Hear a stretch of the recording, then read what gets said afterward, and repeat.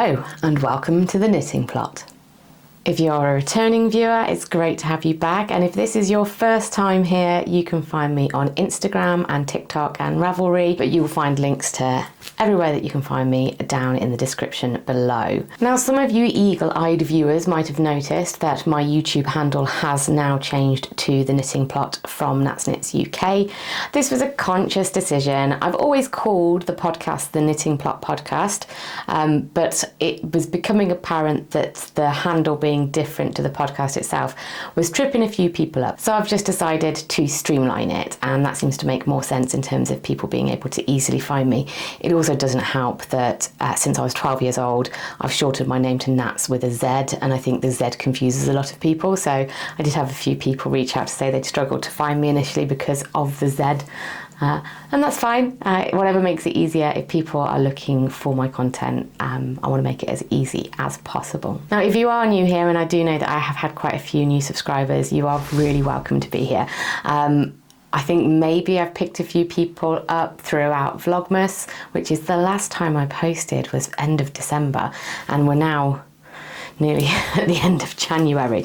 So I've had a nice extended break. I very much enjoyed Christmas and New Year, and then got thrown back into full swing work-wise. So I've been very busy doing all of the worky type things, but I didn't want to not get a video out before the end of the month because it is my 1 year anniversary here on YouTube. Yay! A whole year of podcasting, which is bonkers. That year has gone so quickly, and I've really enjoyed what I've been doing, and I think anybody who has been watching from the beginning, thank you so much. It's lovely to have you watching along, but you'll see how my videos have progressed with software, investments, and just generally getting a bit better at it, I hope. And Vlogmas was a complete departure from what I'm usually doing, which is a more sit-down podcast like this, which seemed to go down really well. I got loads of really lovely feedback from people who really enjoyed the vlogs. So I definitely think there is space for a bit of vlogging in the future alongside this traditional podcast format. I really enjoyed doing it. It's definitely quite labour intensive, but it was really creative, so you can probably see why I enjoyed doing it. But for today, I thought, why not come on do a traditional, sort of sit down, have a chat kind of video, and hopefully you will enjoy catching up with where I am with everything, because I wish you could see more than just what the camera allows you to see, because I am in absolute chaos at the moment. This is half of the room is work, my home office, half of the room is crafting, and all of the room is a bomb site. So I won't show you the chaos that it is, but I've got a lot to go through with you. So I guess we should probably start maybe with some finished objects. Now, before I crack on with finished objects since the last podcast, I do think it's worthwhile taking a look back over the year, because I set up this channel a year ago because what I really wanted to do was build a community as I set off on my first big yarny adventure, which was to make my very first wearable sweater. Because I had attempts at sweaters before, and I'd made some children's sweaters, but the attempts at sweaters that I'd had previously definitely weren't anything that I would want to wear out in public. And by sweater, for those of us in the UK, I mean a jumper. I had some really atrocious attempts at jumpers / sweaters that usually had been knit flat and then seamed. My seaming was atrocious, as you can imagine, as a new knitter.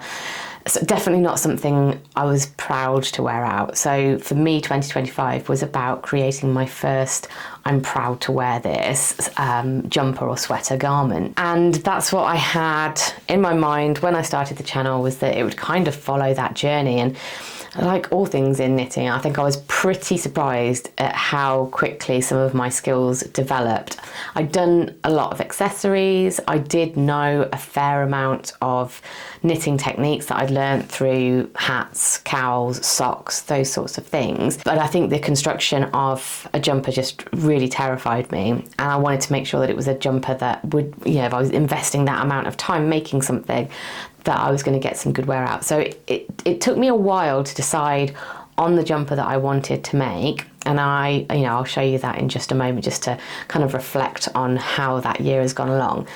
But I was trying loads of different things in terms of garments, and yeah, last year for me, to think that I set out wanting to achieve making one jumper in the year, I'm really proud of what I was able to achieve. I'm not going to do a whole everything I knit in 2025 because I think I'm a little late to that party to do that. I probably should have been more organised. But also a lot of what I was making last year was accessory knitting as gifts for people. So most of the stuff that I knitted, I don't actually have here anymore. So maybe I'll do that for 2026. But I did want to just kind of recap on what I would say are probably my crowning achievements. Now, the first garment that I knitted actually wasn't a jumper, but it was a garment, and it was my first wearable garment. Didn't quite hit the brief of my first wearable sweater, but this is something that I was so proud of. So my first garment was the Staffin sweater by Rebecca Clow, also known as the Crayer Bear. And it's an all over textured patterned slip over vest. And this actually had a lot of new things in for me. So for this I used the West Yorkshire Spinners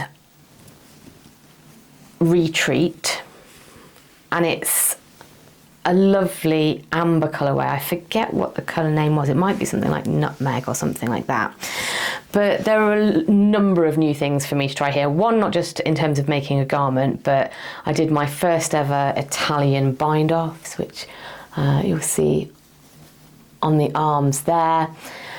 I did these faux bobbles. That was the first time I'd done anything like that.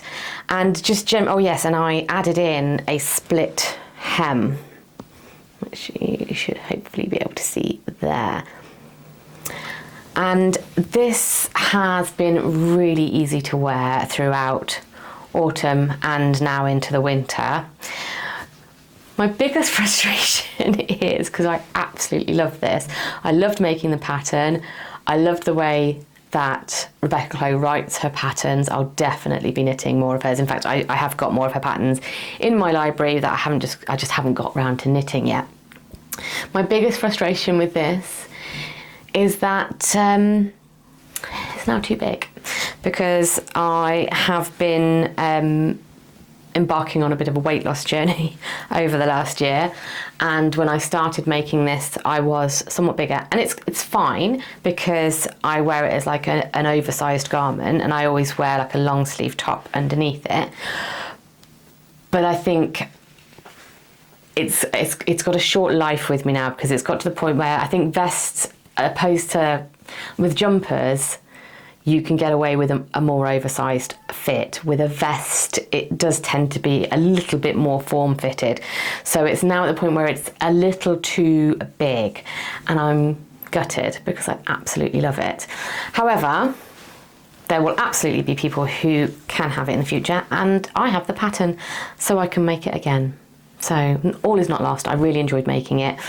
Would I make it in the same yarn again? It is quite a heavy yarn. It's so lovely and warm, and it's certainly not soft, but it's also not rough either, and it's not itchy. Although I usually wear something underneath it, I wouldn't say, even now, putting it in sort of sensitive areas skin-wise, it's rougher, but it's definitely not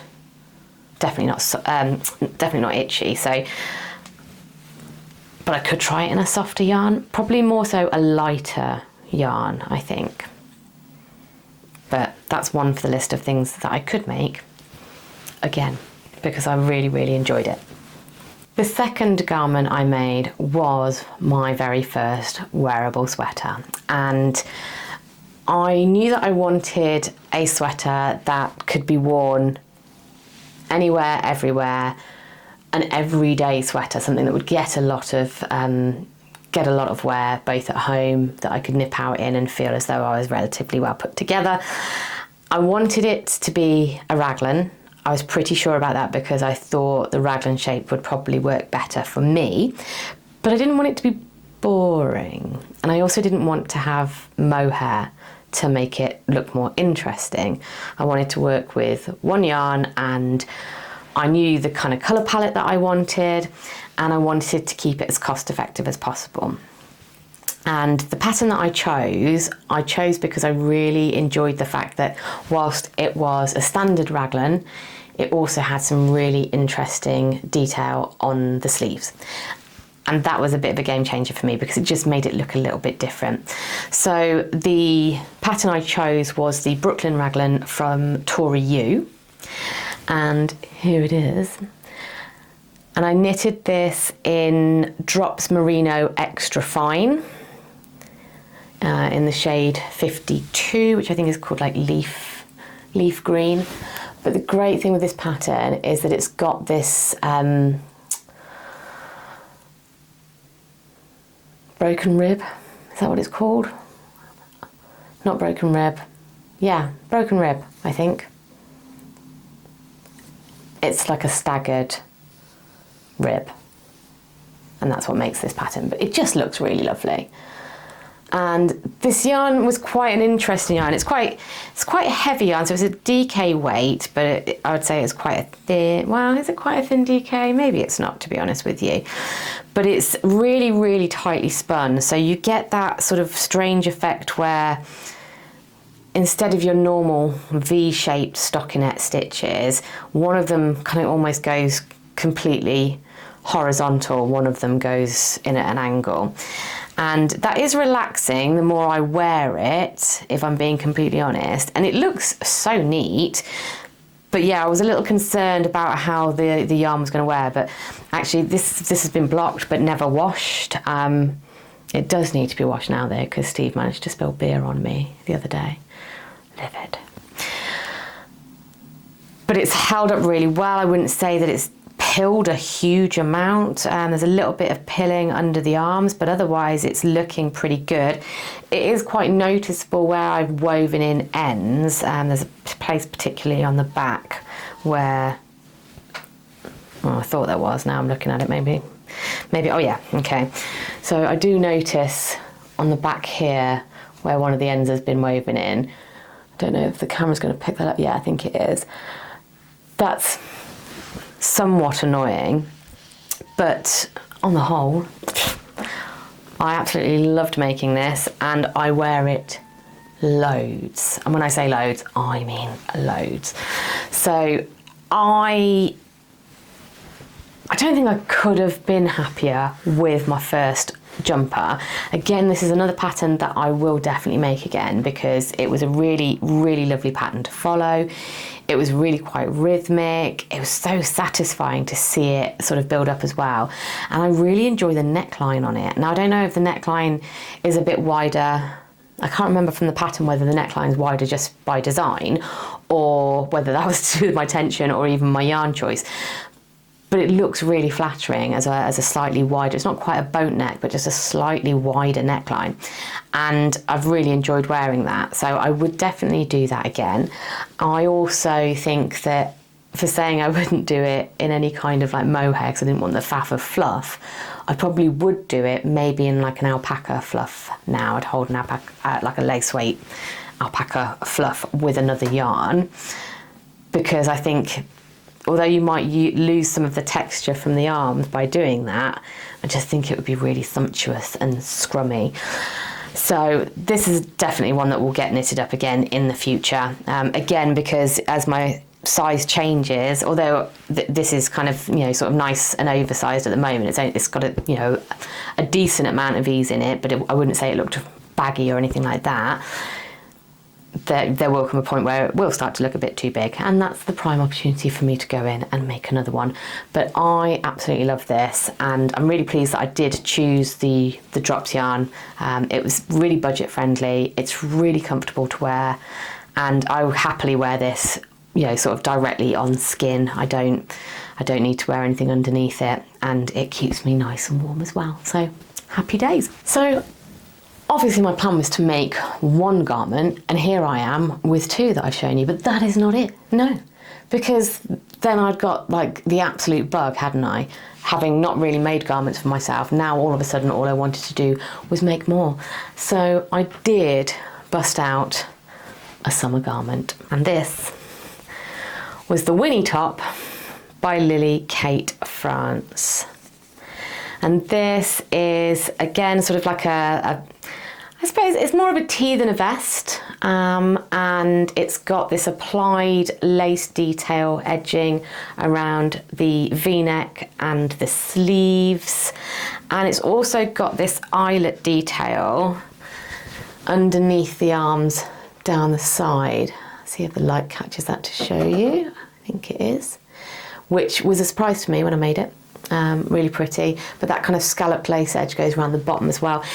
This was a really lovely make. I made this using King Cole cotton bamboo, and it is so soft. I've never used a cotton bamboo mix yarn before. It's so easy to wash, and it washes really well, and I really enjoy this navy blue colour as well. In the summer months with like a little white t-shirt underneath that, or even sometimes a white vest top when it was really quite warm out, this was just a lovely way to kind of cover up. So yes, again, really thrilled with this one. Defo would make again. I think I've already got on my list to make it in a white colourway, and I would do the cotton again as well.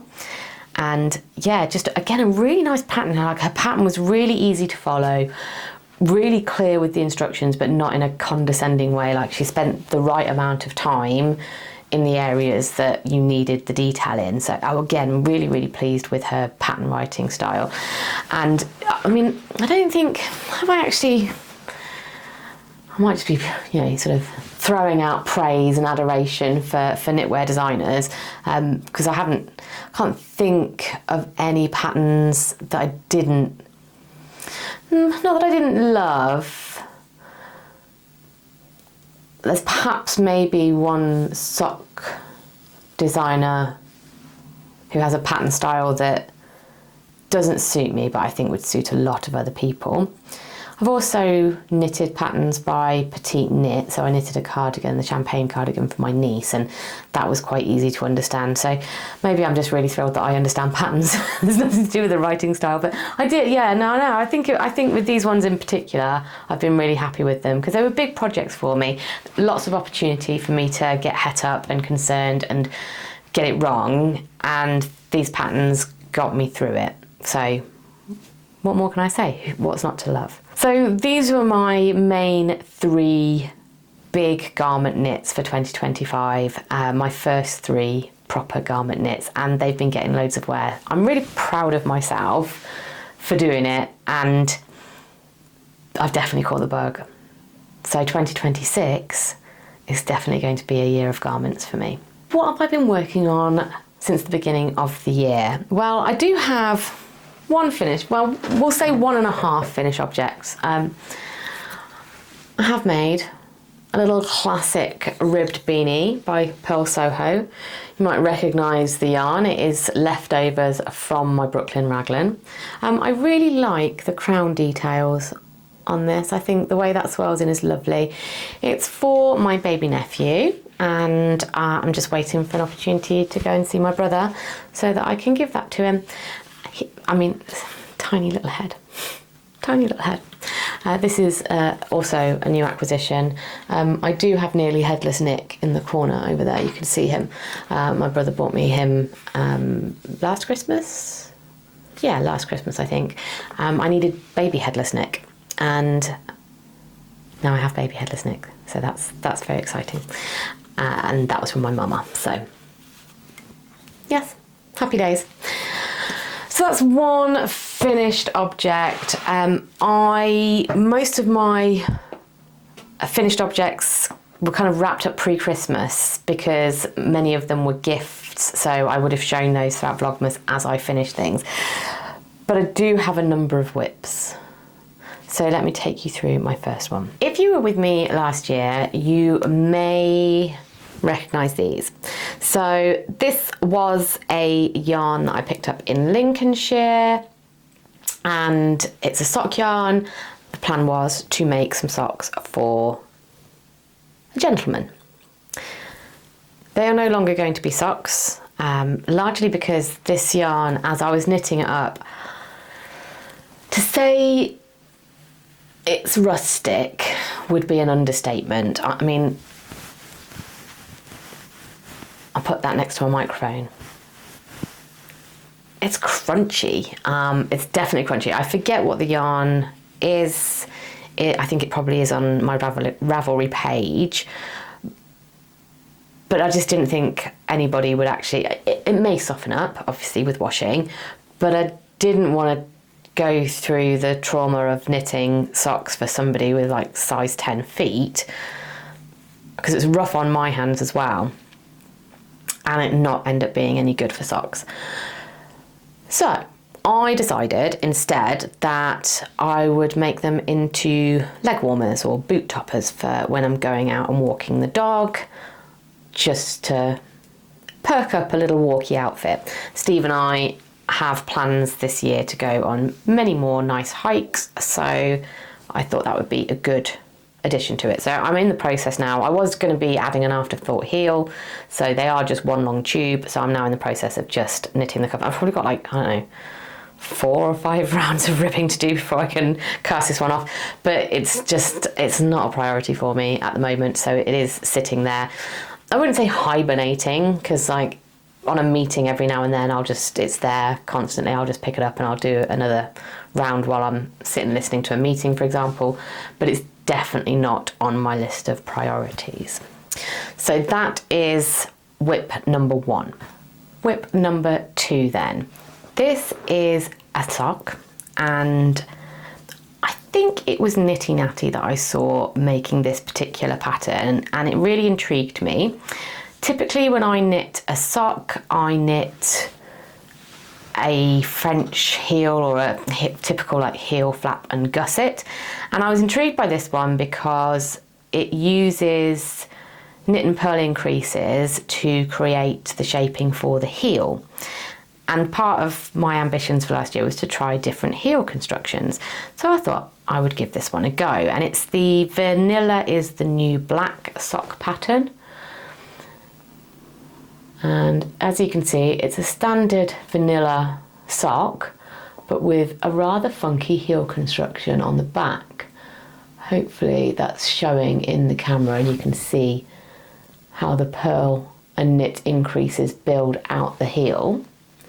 It looks really cool and it fits really nicely, so I'm really pleased with this one. So this is why I say I had like 1.5 finished objects, because one of these has been done, and so far I'm keeping these in this personalised tote bag that my brother got me for Christmas. We do have a particular sense of humour in my family. And this is using Rico Merino sock, and the colour is multicolour. Does it give me a colour code? Would I be able to see it without my glasses on? Probably not, to be honest with you. Yeah, Rico Merino sock in this multicoloured blue, and I'm this far on the second one. I'm doing this on 2.5 Chow Goose. I know a lot of people seem to use 2.25, and it seems to fit me. Like a 64 stitch sock on a 2.5 needle fits me nicely, so that's what I do mine on. So that's where I am so far. 1 sock down, 1 to go, and very much enjoying just the vanilla nature of the bulk of the sock. The 2x2 ribbing around the cuff and just a standard wedge toe at the bottom. But yeah, what I'm really pleased about the heel, because it actually fits really nicely. I won't put it on my foot to show you, but it was really interesting not having to pick up any stitches, which is how that one works. So definitely going to think about how I could incorporate that into other patterns, so actual pattern socks, because it does seem to fit very nicely. Now this is going to get messy because I don't quite know how I'm going to manage this in the space that I've got here, because it involves multiple balls of yarn. But this is my framed sweater. So I'm going to try and keep those in there. Hopefully they don't roll away anywhere. Now this is the frame sweater by Andrea Mowry, and this is using James C. Brett DK colour changing yarn. I absolutely love these colours. The shoulders, cuffs, hem, collar, etc., all that sort of stuff is in Rico Silky Touch in like a tealy colour, and that's lovely. This is the James C. Brett is an acrylic wool blend. The Rico is 100% premium vegan acrylic, and I just love how this is knitting up. I'm on to, well, I've probably got another half of another pattern repeat for the sleeve to be completed, and it's just gorgeous. Now, I did say on my last podcast that I was a little concerned that this was going to be too cropped, but I was just going to go with it. I was going to trust the process. I have regularly checked my gauge. I am ever so slightly off with my row gauge, ever so slightly. And I don't know, in all fairness, that would have made a huge amount of difference to the length of the garment by how far I am off. This is supposed to be a cropped jumper. And I don't know how much of it is that I'm just nervous about the croppedness because I've never really worn anything this cropped before, but this sits on my natural waist, which is quite high, and I have a tummy on me. And it's not that I, want to cover up the tummy area specifically, but it does feel a little bit odd. I think to myself, if I was 10 years younger, maybe, would I be cool with it? And I probably would be. It would be fine, absolutely fine over dresses, which was the primary reason why I wanted to make this one, because Andrea Mowry's imagery shows it over a dress and it looks really cool. And I thought, that's the type of thing that I would happily wear over a dress. But I may need to lengthen it, which I'm going to see how I go. I did mid-project block it, and it grew a little bit. So there is potential that it might grow more with, sort of the final block, potentially. And I think I would be okay even if just the ribbing was perhaps double the length that it is. And I don't think that would make the garment itself look odd to have longer ribbing on it. But I'm not sure. I'm gonna have to wait until the end to see how I feel about it, whether it's just me being a bit of a nervous Nelly because I've never really worn anything that cropped before, or whether it ends up looking really cool and I was worrying about nothing. I don't know. I am making the arms longer. They are designed to be a sort of bracelet length puff sleeve, and I want them to be full length because if it is going to be cropped, I don't want it to look like I'm just wearing a child's jumper. But if the way I see it is, if the arms are the right length and it's cropped, then it's very obviously designed to be cropped. And if I decide to keep it that way, great. People will know that I've just opted to have a cropped jumper because the arms fit an adult. But if I make them bracelet length and they finish sort of here, and everything else looks short, I think it would just look like I'm wearing a child's jumper, and need to have a word with myself. So that's my plan, is make sure that the arms are a decent length, try it, wear it a couple of times, see how I feel, and if it's not for me and I need to lengthen it, then that's going to be an absolute mini heart attack for me because it's knitted bottom up, so it would require me taking the bottom of the garment off and doing something with the ribbing in the wrong direction to the way the rest of the knitting has gone. It's terrifying. I don't even know how I would do it. I have no clue how I would do it. Any ideas? Any suggestions as to how to extend the length of a bottom up pattern from the bottom if you haven't done like a provisional cast on, maybe? Is it just a case of picking up the stitches, taking the old ribbing off and knitting down from where you've picked up the stitches at the bottom? Maybe it is. Please tell me in the comments if it's as simple as that. I might be worrying about nothing. I might be fine with it. I might be cool with the length. I suspect I won't be though, which is a shame because I am really enjoying this. I wasn't enjoying it at one stage because when I realised how much of this all over colourwork sweater was knitted flat because of the bottom up construction, and therefore I was doing colourwork flat and doing like the purling and trying to hold floats on the wrong side of the work, and ooh, yeah, that was stressful for a little while. But then I found my rhythm and it was absolutely fine, and I'm back to enjoying it. I really enjoy the pattern itself, like the colourwork pattern it makes perfect sense. You can see your progress on it really well, and I love how this yarn is changing colour through the garment as well. So all in all, I'm enjoying the project. I've just had a few wobbles along the way, but it is my first big colourwork project. I did a colourwork yoke, excuse the zip. I did a colourwork yoke on my niece's jumper that I knitted her for Christmas, but that was like one colour and just across the yoke, not an all over colourwork, stranded colourwork sweater. That, you know, I don't know, who did I even think I was starting that? I'm kind of an idiot, am I? I got too big for my boots. I made those 3 garments and thought, that's it, guys, I'm good at this. I'm just going to crack on and do an all over colourwork sweater. And I'd fallen in love with that jumper very early on. Well, set myself up a cropper, haven't I?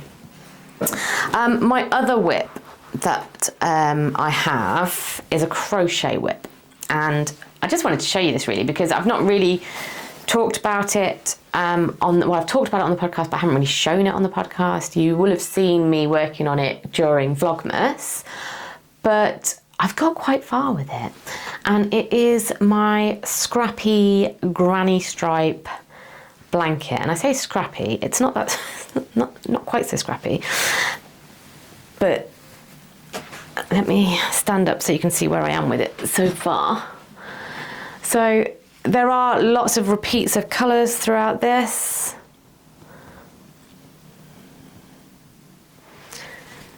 Because I've got a lot, oh, I'm just going to wear this now. That's it, I'm in for the night.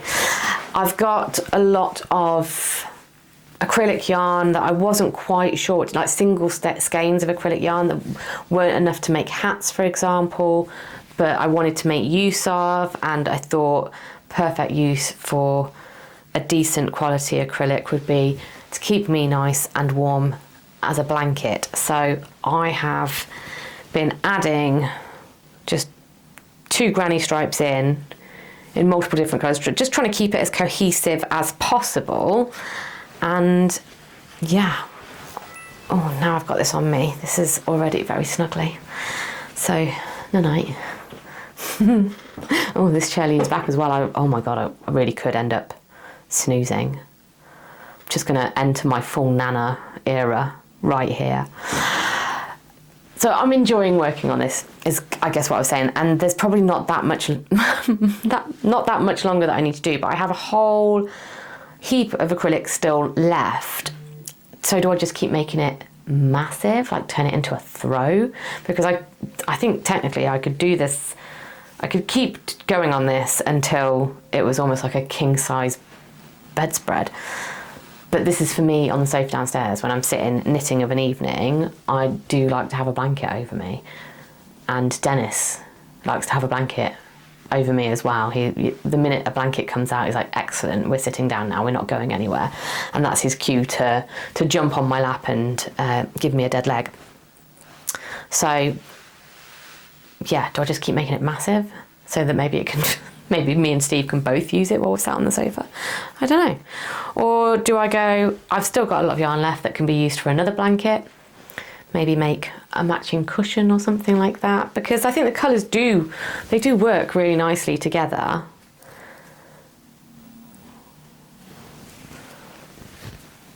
Got some nice earthy tones with some nice bluey tones in there. So again, give me your thoughts. What would you do? Would you just keep making it mahosive, or would you sort of call it a day here, put a nice border on it, and use the rest for a second blanket. I'm looking down there because I'm looking in the bag. There's quite a lot left. I could definitely make a smaller blanket, certainly make a cushion. I don't want to waste it. I want to make the most of it. But I am very much enjoying just sitting, particularly if I've been doing quite a bit of knitting. Crochet is a nice different movement to get into, so I've been enjoying that. My last whip is a little out of left field, to be honest with you, because I decided to start making a Sophie shawl, and this is where I currently am with it.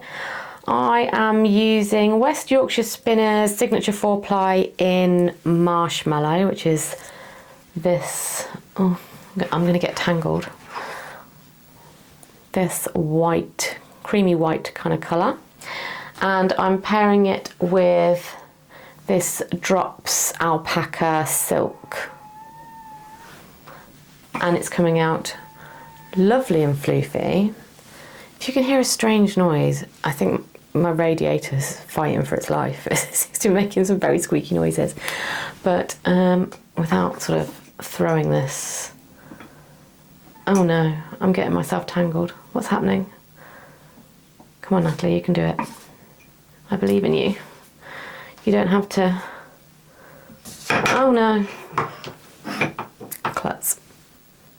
Okay, I think I've saved it, right. So come closer, guys, come closer, come closer. Okay, so obviously garter stitch with an I-cord edge that you knit as you go along, and it increases and it increases and it increases until a certain point where then it will start to decrease and decrease and decrease, and then you'll have a lovely scarf. Ta-da!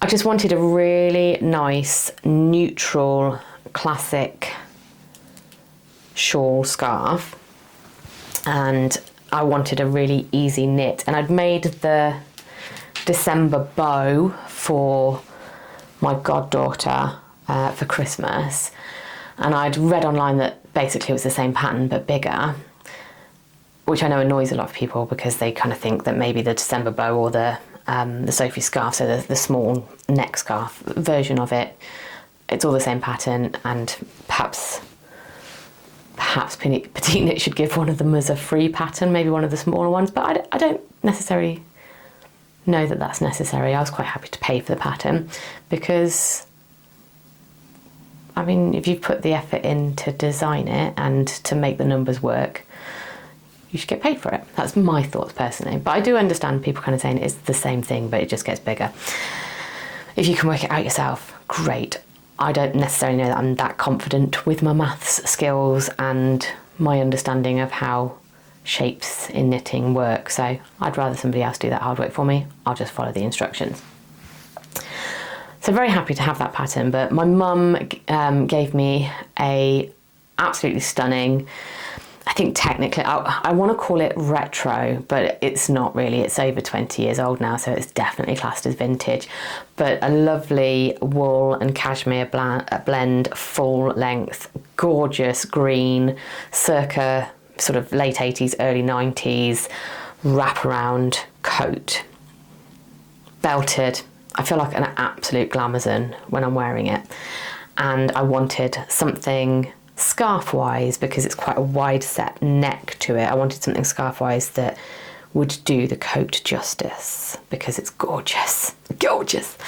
So that's what that's for, and I just think it's a really great neutral, floofy, because of the alpaca silk, and soft around the neck. I can work with that, and I also think, I know there is also a Sophie hood. I've seen a lot of people with the Sophie shawls wear them as hoods, so I'm not going to buy that extra pattern. That seems a bit extreme, so I'm just going to make it big enough to be able to be worn as a hood if I needed to as well. And I'm very happy with how that's going. Again, that's a lot of the time when I'm on meetings, I can just bash out a few rows of that. It's garter stitch at the end of the day, and yeah, I'm enjoying it. That was a very deep breath, wasn't it? I believe that is all of my whips. So let's talk a little bit about some acquisitions, because I've got a few, and I've also got some plans that I want to talk to you about as well. So let's start with one of my more random, just arrived actually from Amazon.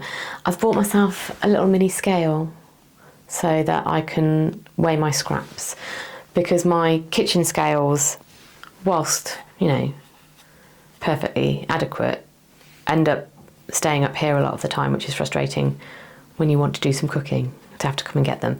So I bought some of these little mini scales. I'll be honest with you, I did feel a little odd buying them, because they are the type of ones that you very often see on like police camera action or traffic cops or something when they're going through somebody who's clearly dealing drugs,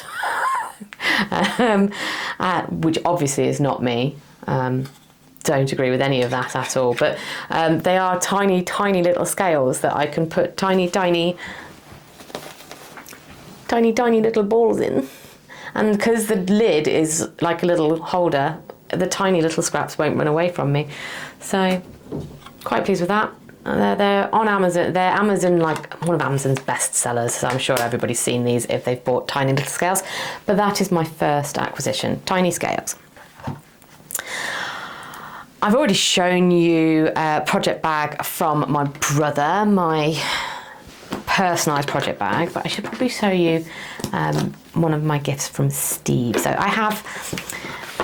I picked this up from my knitting club. We had sort of like a Christmas social, but everybody kind of brings bits and bobs for like sharing. So, you know, it could be spare needles, or I don't know, spare yarn that you don't think you're going to use, notebooks, all of those sorts of things. Bring them along and you can basically swap stuff. And I saw this cute little box that my friend Lisa bought in, and it's adorable and very sturdy, and it now has all of my different types of knitting needles in here. Ta-da! Okay, and that's why I'm going in it now.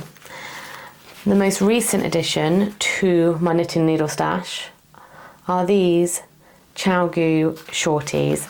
So I asked Steve to be super generous and treat me to these for Christmas, because although I tend to do magic loop for sock knitting, I cannot do magic loop if I'm doing colour work socks, because I just can't make it work to carry a strand over from the other side. I need to be like properly knitting in the round.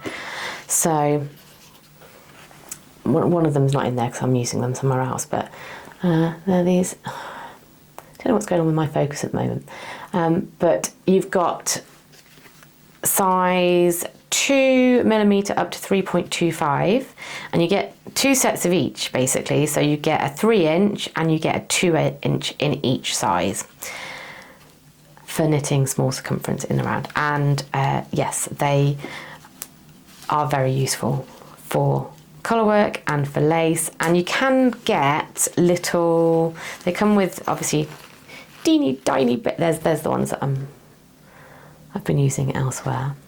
I think they're the 2.5s. They come with teeny tiny thin cables compared to like the normal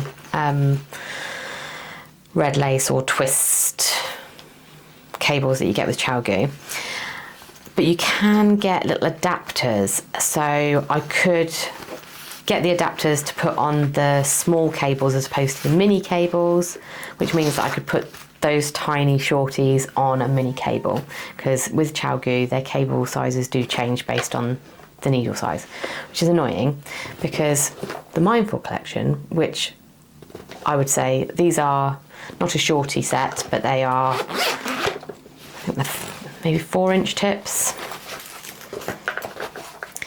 These are excellent. If you are new to knitting or just looking to refresh your metal needle set, maybe you've got the Zings and you don't want to spend the money on the ChowGoos. The ChowGoos, like the main, I've got the 5-inch tips ChowGoos, and they are just the best, but they are expensive. If you don't want to spend that money, buy the Mindful collection metal tips. and you will be able to use them with any Lantern Moon cables that you've got, any Knit Pro cables that you've got on any other sets, whether you've got like the Symphony Woodens or the, like I say, the Zing interchangeables. You'll be able to use the cables for all of those, and they are really good. They're really nice and sharp. They are really nice in the hand. They're not too clicky clacky, I don't think, for metal needles. And I would say they're not far off the Chow Goose. They're a very good substitute for the Chow Goose if that's not what you want to spend your money on. So definitely recommend the Mindful collection. So that's one of my other acquisitions. My mum did buy me a couple of books for Christmas, and I'm going to show you one of them, which is the 52 Weeks of Accessories. I saw this. I knew about the 52 Weeks of Socks. My older brother bought me 52 Weeks of Socks Volume 1 a couple of years ago. I've got fluff up my nose. Why do I always get... I'm sure every single video I do, I've got fluff up my nose. It's very annoying. I think it was that alpaca. And the 52 Weeks of Socks Volume 1 is great. A bit intimidating because cables, which I'll get to, a lot of those socks have cables in them.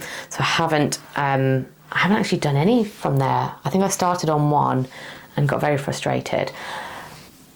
But I'll come back to that in a moment. 52 Weeks of Accessories. There's a whole range of these 52 weeks now. So there's 52 weeks of scrap projects, there's 52 weeks of chunky knits, there's 52 weeks of all sorts, and there is a volume 2 on the socks one, which I do want as well, because I think there's a few more colourwork projects in there rather than cable projects and that sort of thing.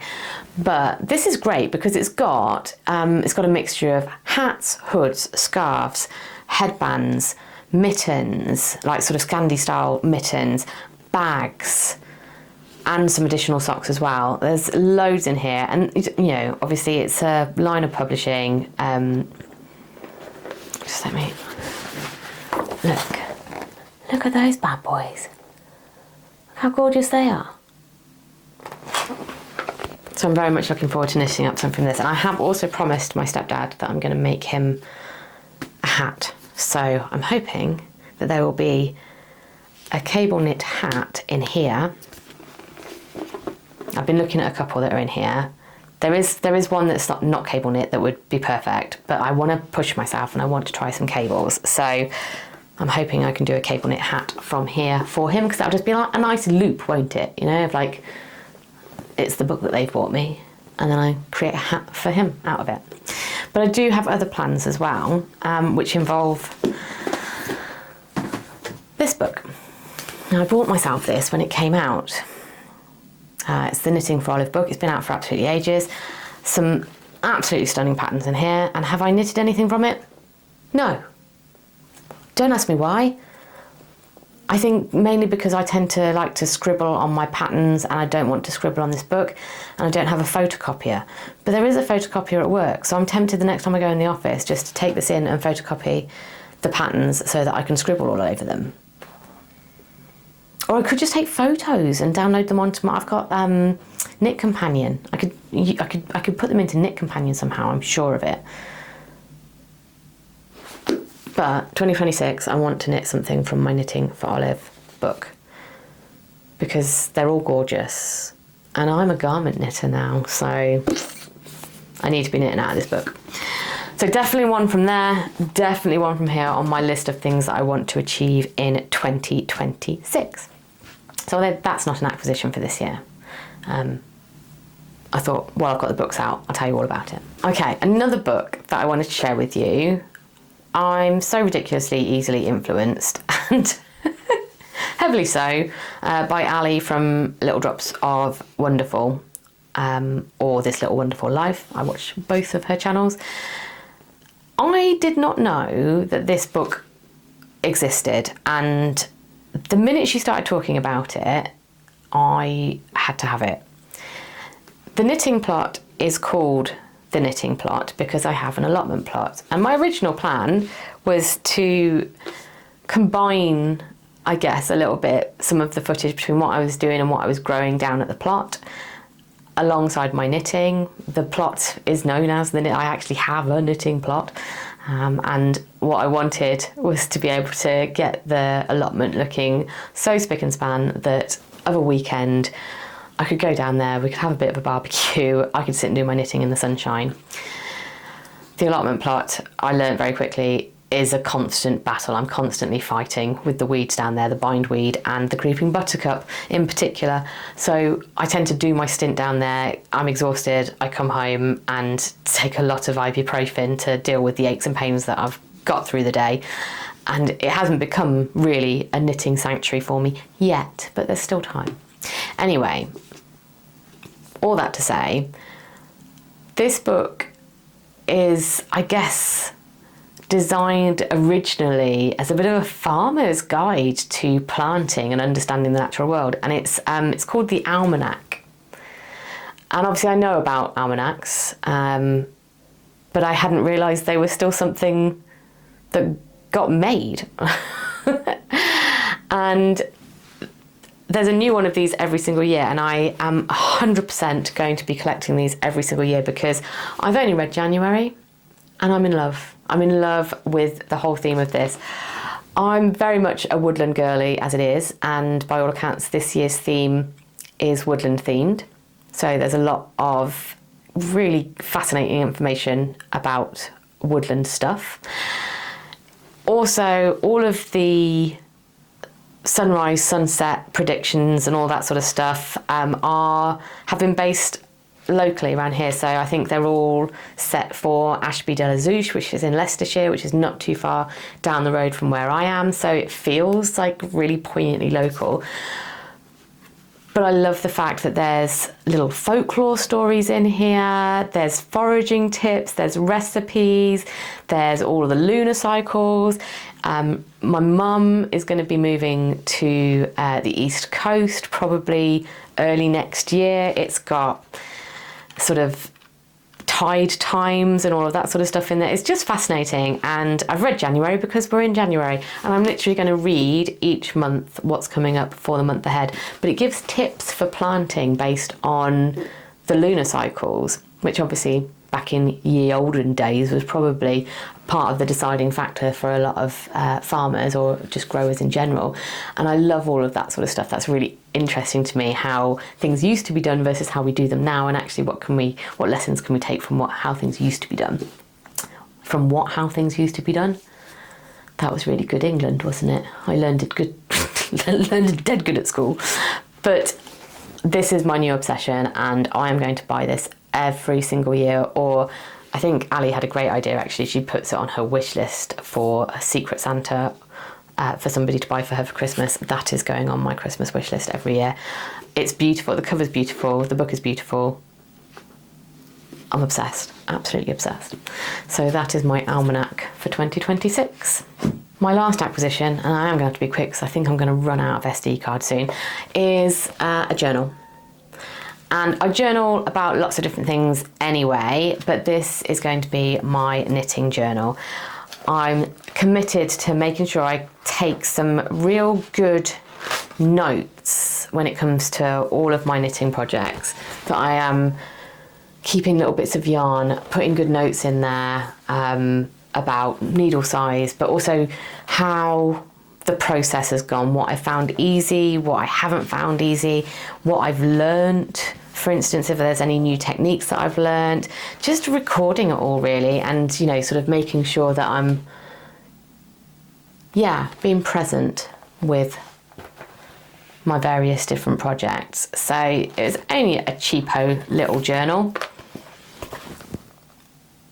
but a worthwhile investment, I think, to record all of my makes for 2026. Projects wise, there's a lot that I want to get done. From my winter knitting plans, I didn't ever get round to casting on the Midland cardigan by Laura Penrose. That is still on my list. I have the yarn for it.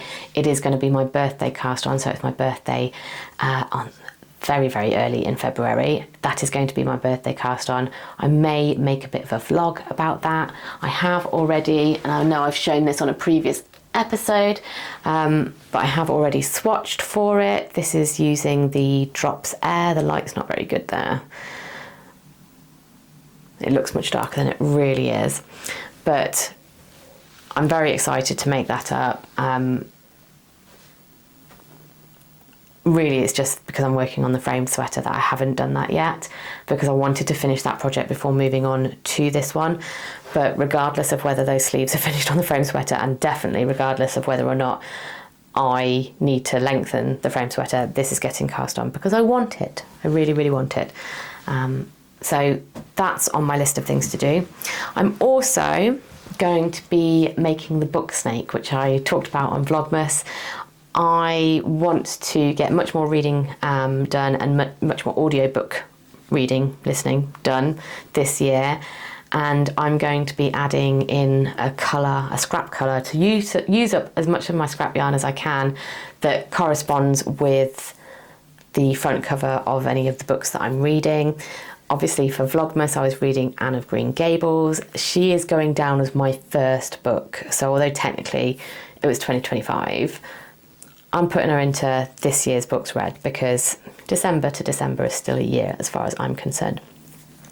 So she'll be my first read. I'm also reading 3 Bags Full at the moment, which I know so that's an eyeball read for me. That is being made into a film, which I think has Hugh Jackman as one of the leads in it, and it's the book that's all about the sheep detectives, and it's a really interesting read, bonkers, but really interesting. So I'm enjoying that at the moment. I'm also listening to The Invisible Life of Addie, LaRue, which I know a lot of people seem to be reading at the moment. I decided to pick that one up having listened to Bury Our Bones in the Midnight Soil last year. I really enjoyed the writing style, so that's why I've picked up The Invisible Life of Addie, LaRue. It's by V.E. Schwab. Recommend it so far. It's as an audiobook, it's working really well. And I'm not sure if there's going to be any major twists in it. There was a little bit, I guess, with Bury Our Bones in the Midnight Soil. It was like a good ending to that book. So I'm hoping for something similar with this one. And I've got loads on my read list as well. Loads of things that I want to read and want to listen to. So stick with me and you'll see via my book snake how I get on with all of those. So I'm not going to do like a make 9 or anything like that. I'm not going to do I don't think I'll even probably get around to doing a winter knitting plans video because, I mean, we're in January now. There's only really February arriving into March of winter left. So I think I'll just kind of say for 2026, it's going to be flexible. It's going to be garment heavy because I really enjoyed making those garments. There's going to be crochet. I still want to make my hexie cardigan, and actually I reached out to Sarah over at the Knitting Forecast because I wanted her advice. She's in the middle of making one at the moment from the same pattern that I was looking at, or video tutorial that I'd been looking at, to kind of see, hey, like yarn consumption wise, because I've got this random skein of just over 1,000 meters from Stylecraft. Somebody very kindly helped me out with identifying what that mystery yarn was, but I was like, is that going to be enough for like an adult size garment? And it's really tricky to tell. So she's keeping me updated with how much yarn she's using so that I can try and gauge, am I going to use that to make me a hexie cardigan, or perhaps am I going to make my niece a hexie cardigan? We shall see. But I think I've basically caught you up to date with everything. Only other crochet plans that I've got on my radar is that I would like to make another crochet shawl, maybe with a slightly more luxurious fibre than I used for my virus shawl. I really like that pattern though, so I might make that again, that pattern. It gets a lot, like way more use than I thought it would get, to be honest with you. I've used that a lot, particularly in the mornings.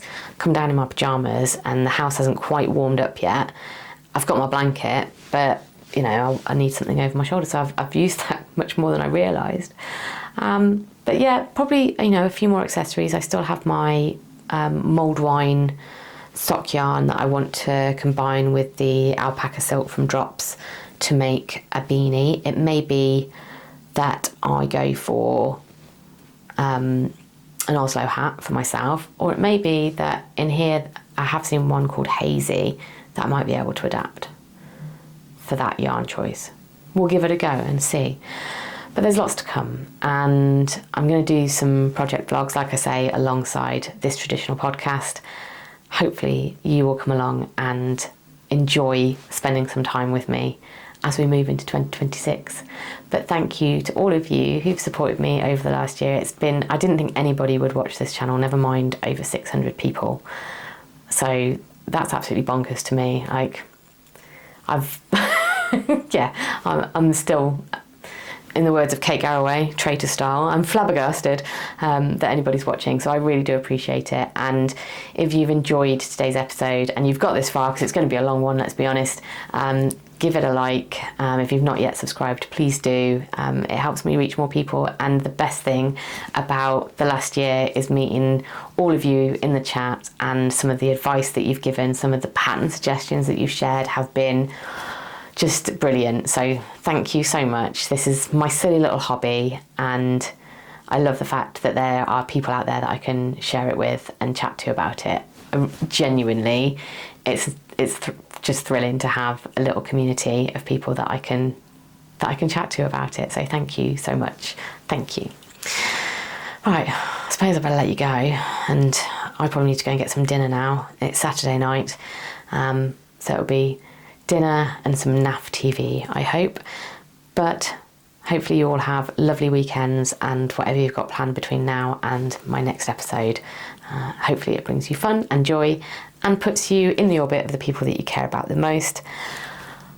For now, though, I'm going to say, as they do around here, ta-ra a bit, and I'll see you on the next one. Take care.